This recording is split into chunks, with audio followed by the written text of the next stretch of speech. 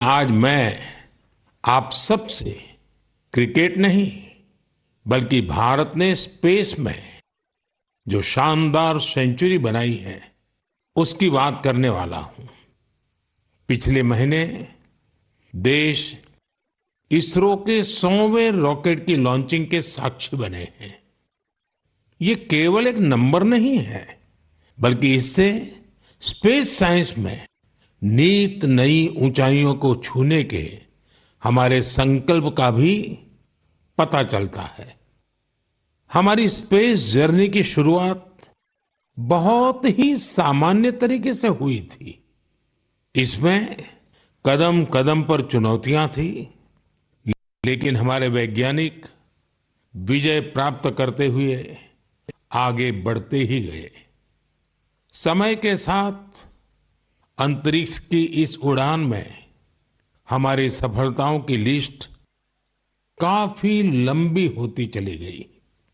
Launch vehicle का निर्माण हो, चंद्रयान की सफलता हो, मंगलयान हो, आदित्य L1 या फिर एक ही रॉकेट से एक ही बार में 104 सैटेलाइट्स को स्पेस में भेजने का अभूतपूर्व मिशन हो। इसरो की सफलताओं का दायरा काफी बड़ा रहा है। बीते 10 वर्षों में ही करीब 460 सैटेलाइट्स लॉन्च की गई हैं और इसमें दूसरे देशों की भी बहुत सारी सैटेलाइट्स शामिल है। हाल के वर्षों की एक बड़ी बात यह भी रही है कि स्पेस साइंटिस्ट की हमारी टीम में नारी शक्ति की भागीदारी लगातार बढ़ रही है।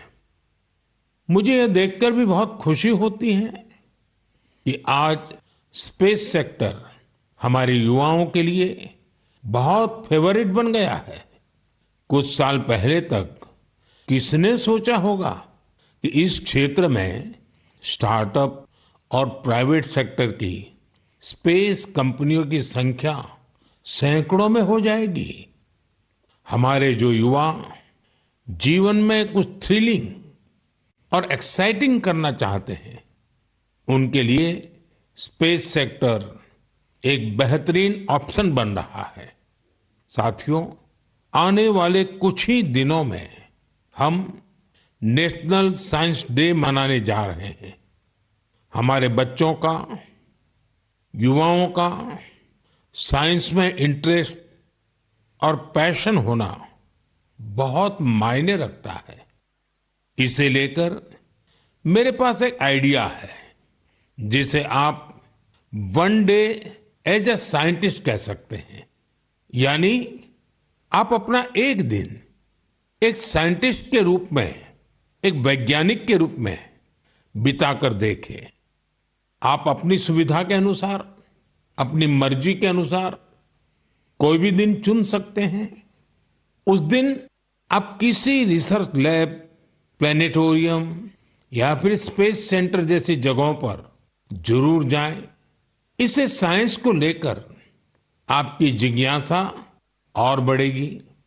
स्पेस और साइंस की तरह एक और क्षेत्र है जिसमें भारत तेजी से अपनी मजबूत पहचान बना रहा है। ये क्षेत्र है एआई यानी आर्टिफिशियल इंटेलिजेंस। हाल ही में मैं एआई के एक बड़े सम्मेलन में हिस्सा लेने के लिए पेरिस गया था। वहां दुनिया ने इस सेक्टर में भारत की प्रगति की खूब सराहना की। हमारे देश के लोग आज एआई का उपयोग किस किस तरह से कर रहे हैं, इसके उदाहरण भी हमें देखने को मिल रहे हैं। अब जैसे तेलंगाना में आदिलाबाद के सरकारी स्कूल के एक टीचर थोड़ासम कैलाश जी हैं। डिजिटल गीत संगीत में उनकी दिलचस्पी हमारी कई ट्राइबल लैंग्वेज को बचाने में बहुत महत्वपूर्ण काम कर रही है। उन्होंने एआई टूल्स की मदद से कोलामी भाषा में गाना कंपोज कर कमाल कर दिया है। वे एआई का उपयोग कोलामी के अलावा भी कई और भाषाओं में गीत तैयार करने के लिए कर रहे हैं। सोशल मीडिया पर उनके ट्रैक हमारे आदिवासी भाई बहनों को खूब पसंद आ रहे हैं। स्पेस सेक्टर हो या फिर एआई, हमारे युवाओं की बढ़ती भागीदारी एक नई क्रांति को जन्म दे रही है। नई नई टेक्नोलॉजी को अपनाने और आजमाने में भारत के लोग किसी से पीछे नहीं हैं। मेरे प्यारे देशवासियों, अगले महीने 8 मार्च को अंतर्राष्ट्रीय महिला दिवस है। यह हमारी नारी शक्ति को नमन करने का एक विशेष अवसर होता है। देवी महात्म्य में कहा गया है, विद्याः समस्ताः तव देवी भेदाः स्त्रियः समस्ताः सकला जगत्सु, अर्थात सभी विद्याएं देवी के ही विभिन्न स्वरूपों की अभिव्यक्ति है और जगत की समस्त नारी शक्ति में भी उनका ही प्रतिरूप है। हमारी संस्कृति में बेटियों का सम्मान सर्वोपरि रहा है। देश की मातृशक्ति ने हमारे स्वतंत्रता संग्राम और संविधान के निर्माण में भी बड़ी भूमिका निभाई है। संविधान सभा में हमारा राष्ट्रीय ध्वज प्रस्तुत करते हुए हंसा मेहता जी ने जो कहा था, मैं उन्हीं की आवाज में आप सबके साथ शेयर कर रहा हूं। It is in the fitness of things that this first flag that will fly over this august house should be a gift from the women of India. We have donned the saffron color. We have fought, suffered and sacrificed in the cause of our country's freedom. We have today attained our goals. In presenting this symbol of our freedom, we once more offer our services to the nation. We pledge ourselves to work for a great India, for building up a nation that will be a nation among nations. We pledge ourselves for working for a greater cause to maintain the freedom that we have achieved. साथियों, हंसा मेहता जी ने हमारे राष्ट्रीय ध्वज के निर्माण से लेकर उसके लिए बलिदान देने वाली देश भर की महिलाओं के योगदान को सामने रखा था। उनका मानना था कि हमारे तिरंगे में केसरिया रंग से भी ये भावना उजागर होती है। उन्होंने विश्वास व्यक्त किया था कि हमारी नारी शक्ति भारत को सशक्त और समृद्ध बनाने में अपना बहुमूल्य योगदान देगी। आज उनकी बातें सच साबित हो रही हैं। आप किसी भी क्षेत्र पर नजर डालें तो पाएंगे कि महिलाओं का योगदान कितना व्यापक है। साथियों, इस बार महिला दिवस पर मैं एक ऐसी पहल करने जा रहा हूं जो हमारी नारी शक्ति को समर्पित होगी। इस विशेष अवसर पर मैं अपने सोशल मीडिया अकाउंट जैसे एक्स, इंस्टाग्राम के अकाउंट्स, उनको देश की कुछ इंस्पायरिंग वुमेन को एक दिन के लिए सौंपने जा रहा हूं। ऐसी वुमेन जिन्होंने अलग अलग क्षेत्रों में उपलब्धियां हासिल की हैं, इनोवेशन किया है, अलग अलग क्षेत्रों में अपनी एक अलग पहचान बनाई है। 8 मार्च को वो अपने कार्य और अनुभवों को देशवासियों के साथ साझा करेगी। प्लेटफॉर्म भले ही मेरा होगा, लेकिन वहां उनके अनुभव, उनकी चुनौतियां और उनकी उपलब्धियों की बात होगी। यदि आप चाहती हैं कि ये अवसर आपको मिले तो नमो ऐप पर बनाए गए विशेष फोरम के माध्यम से इस प्रयोग का हिस्सा बने और मेरे एक्स और इंस्टाग्राम अकाउंट से पूरी दुनिया तक अपनी बात पहुंचाए। तो आइए इस बार महिला दिवस पर हम सब मिलकर अदम्य नारी शक्ति को सेलिब्रेट करें, सम्मान करें, नमन करें। मेरे प्यारे देशवासियों, आप में से बहुत सारे लोग ऐसे होंगे जिन्होंने उत्तराखंड में हुए राष्ट्रीय खेलों के रोमांच का आनंद उठाया होगा। देश भर के 11,000 से अधिक एथलीट्स ने इसमें शानदार प्रदर्शन किया। इस आयोजन ने देवभूमि के नए स्वरूप को पेश किया। उत्तराखंड अब देश में स्ट्रांग स्पोर्टिंग फोर्स के रूप में भी उभर रहा है। उत्तराखंड के खिलाड़ियों ने भी शानदार प्रदर्शन किया। इस बार उत्तराखंड 7वें स्थान पर रहा।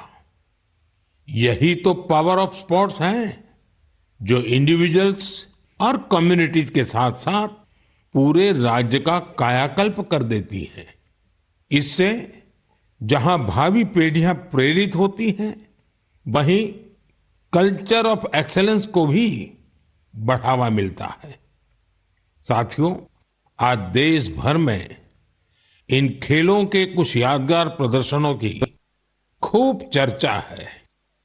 इन खेलों में सबसे ज्यादा गोल्ड मेडल जीतने वाली सर्विसेज की टीम को मेरी बहुत बहुत बधाई। राष्ट्रीय खेलों में हिस्सा लेने वाले हर खिलाड़ी की भी मैं सराहना करता हूं। हमारे बहुत से खिलाड़ी खेलो इंडिया अभियान की देन है। हिमाचल प्रदेश के सावन बरवाल, महाराष्ट्र के किरण मात्रे, तेजस सिरसे या आंध्र प्रदेश की ज्योति याराजी, सबने देश को नई उम्मीदें दी हैं।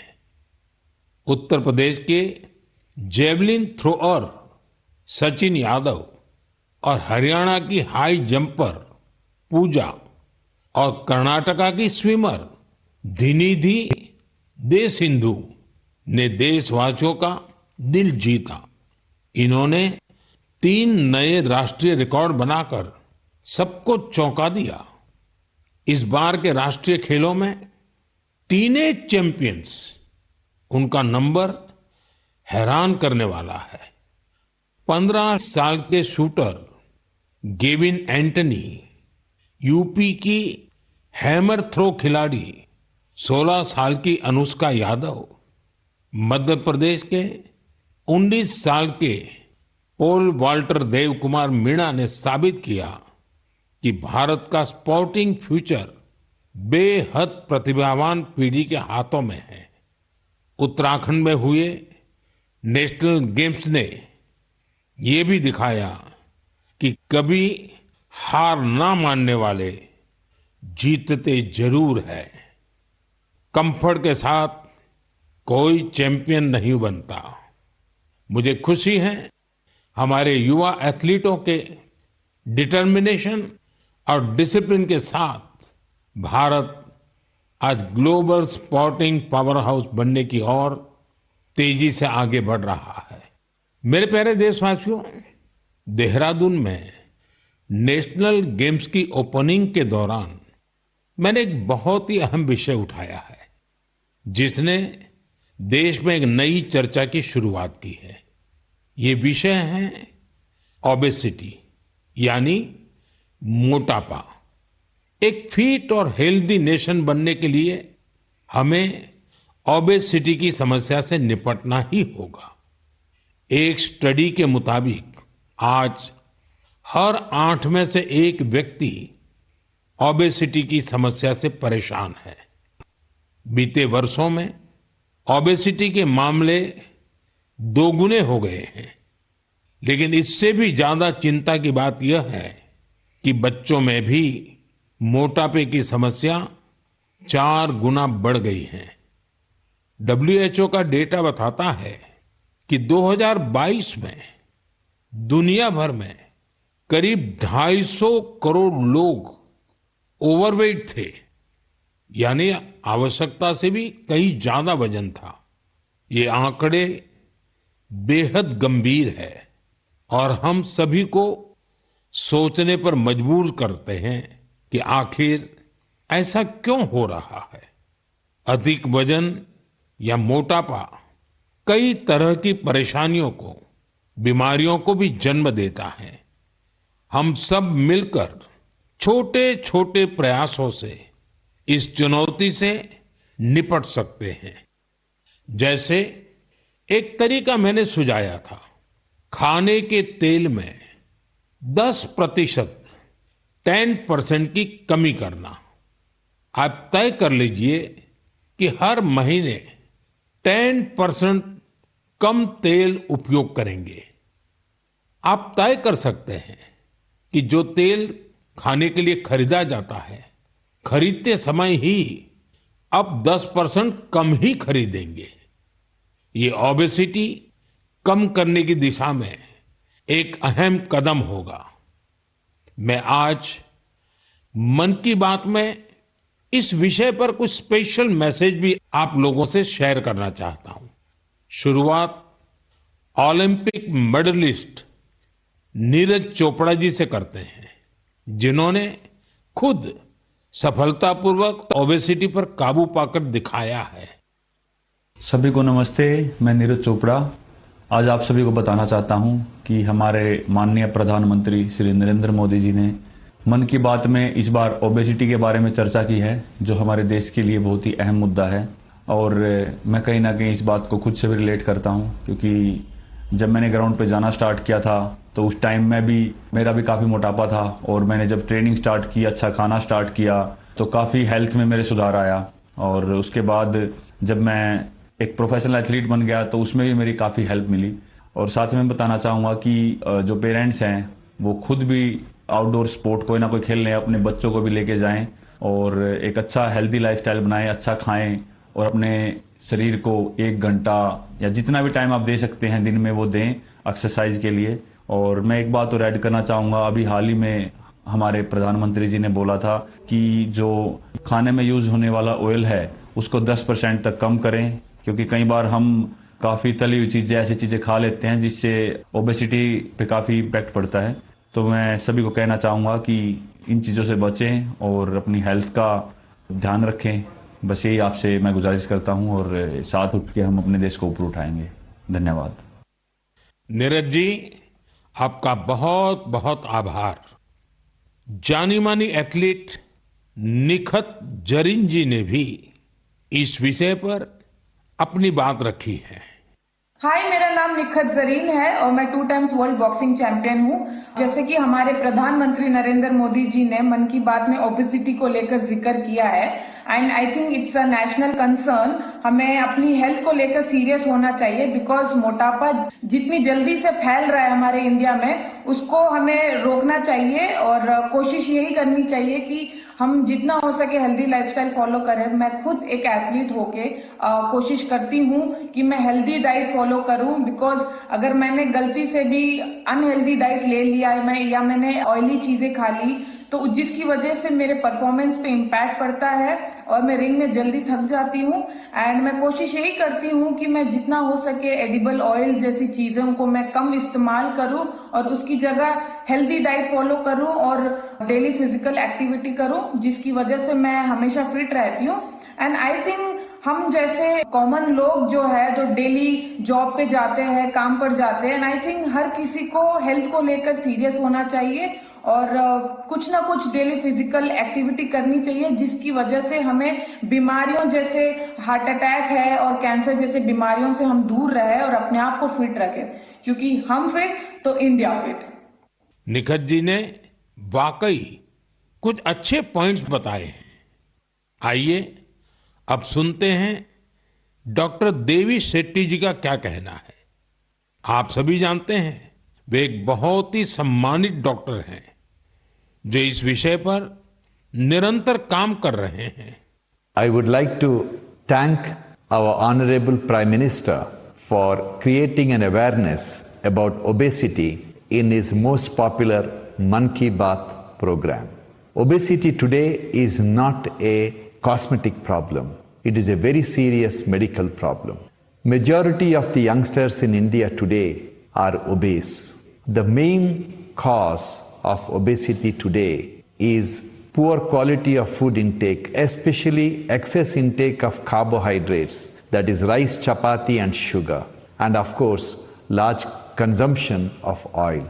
Obesity leads to major medical problems like heart disease, high blood pressure, fatty liver and many other complications. So my advice to all the youngsters, start exercising, control your diet and be very, very active and watch your weight. Once again, I would like to wish all of you very, very happy, healthy future. Good luck and God bless. साथियों, खाने में तेल का कम उपयोग और obesity से निपटना यह केवल पर्सनल चॉइस नहीं है, बल्कि परिवार के प्रति हमारी जिम्मेदारी भी है। खान पान में तेल का अधिक इस्तेमाल हार्ट डिसीज, डायबिटीज और हाइपरटेंशन जैसी ढेर सारी बीमारियों की वजह बन सकता है। अपने खान पान में छोटे छोटे बदलाव करके हम हमारे फ्यूचर को स्ट्रॉन्गर, फिटर और डिसीज फ्री बना सकते हैं। इसलिए हमें बिना देर किए इस दिशा में प्रयास बढ़ाने होंगे। इसे अपने जीवन में उतारना होगा। हम सब मिलकर इसे खेल खेल में बहुत प्रभावी रूप से कर सकते हैं। जैसे मैं आज मन की बात के इस एपिसोड के बाद 10 लोगों को आग्रह करूंगा, चैलेंज करूंगा कि क्या वो अपने खाने में ऑयल को 10% कम कर सकते हैं, और साथ ही उनसे ये आग्रह भी करूंगा कि वो आगे नए 10 लोगों को ऐसा ही चैलेंज दे। मुझे विश्वास है इससे ओबेसिटी से लड़ने में बहुत मदद मिलेगी। साथियों, क्या आप जानते हैं कि Asiatic lion, Angul, pygmy hogs और लायन टेल मैकाक, इसमें क्या समानता है? इसका जवाब है कि ये सब दुनिया में कहीं और नहीं पाए जाते हैं, केवल हमारे देश में ही पाए जाते हैं। वाकई हमारे यहाँ वनस्पति और जीव जंतुओं का एक बहुत ही वाइब्रेंट इकोसिस्टम है, और ये वन्य जीव हमारे इतिहास और संस्कृति में रचे बसे हुए हैं। कई जीव जंतु हमारे देवी देवताओं की सवारी के तौर पर भी देखे जाते हैं। मध्य भारत में कई जनजातियां बागेश्वर की पूजा करती हैं। महाराष्ट्र में वाघोबा के पूजन की परंपरा रही है। भगवान अयप्पा का भी बाघ से बहुत गहरा नाता है। सुंदरवन में बोन बीबी की पूजा अर्चना होती है, जिनकी सवारी बाघ है।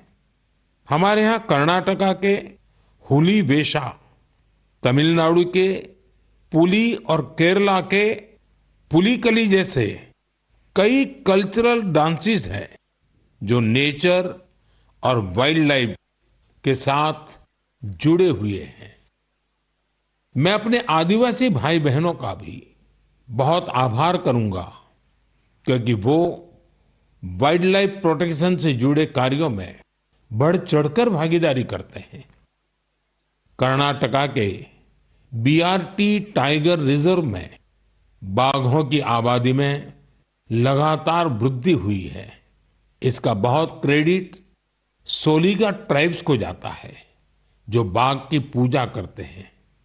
इनके कारण इस क्षेत्र में मैन एनिमल कॉन्फ्लिक्ट ना के बराबर होता है।